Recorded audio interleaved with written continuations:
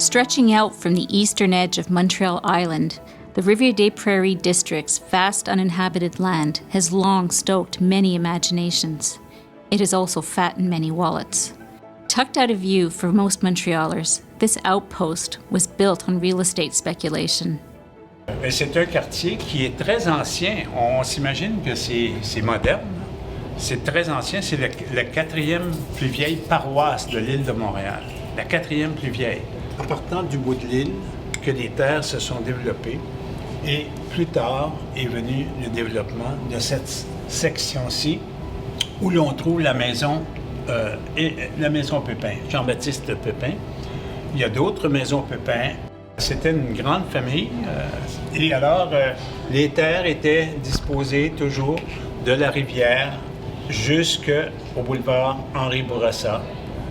Et puis, toujours en bande comme ça, des bandes étroites, agricoles, parce que les gens, à 90%, vivaient de l'agriculture. Between the mid-19th century and the First World War, federal authorities debated a proposal to create the Georgian Bay Ship Canal that was to include the Ottawa River and the Des Prairies River.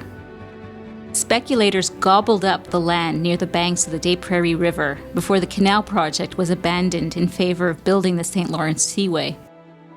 Even so, speculators continued to hover over Rivière des Prairies as if expecting the frontier to become a kind of El Dorado. Il y a eu de la spéculation, évidemment, ici. Il y en a eu un peu partout. On a des preuves de ça. On a des titres, des chaînes de titres qui se succèdent avec les prix qui montent sans cesse, d'année en année. Rivière des Prairies did eventually yield big profits, but only when municipal authorities began to meddle.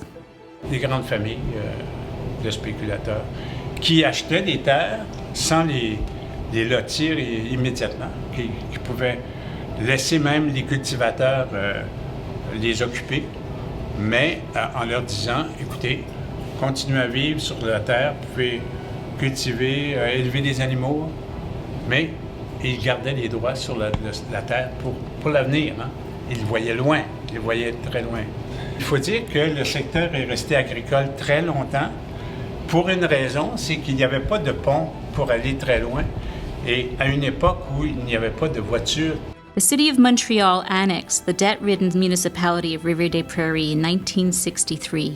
At the time, the district covered an area of 258 million square feet. More than 80% of that land was vacant. Montreal will spare nothing to make this new territory one of the most prosperous districts of the metropolis, Montreal Mayor Jean Drapeau said of the annexation. His right-hand man, Executive Committee Chairman Lucien Saulnier, said all that undeveloped land in the city's newest district offered spectacular possibilities. In 1979, Drapeau declared an aggressive campaign to densify Rivière des Prairies with houses, industries, and stores. That was followed in 1981 by an order by the City Executive Committee to expropriate about 4.5 million square feet of land at, quote, double the municipal evaluation, end quote, inside a rectangle that city officials drew on top of this real estate Klondike.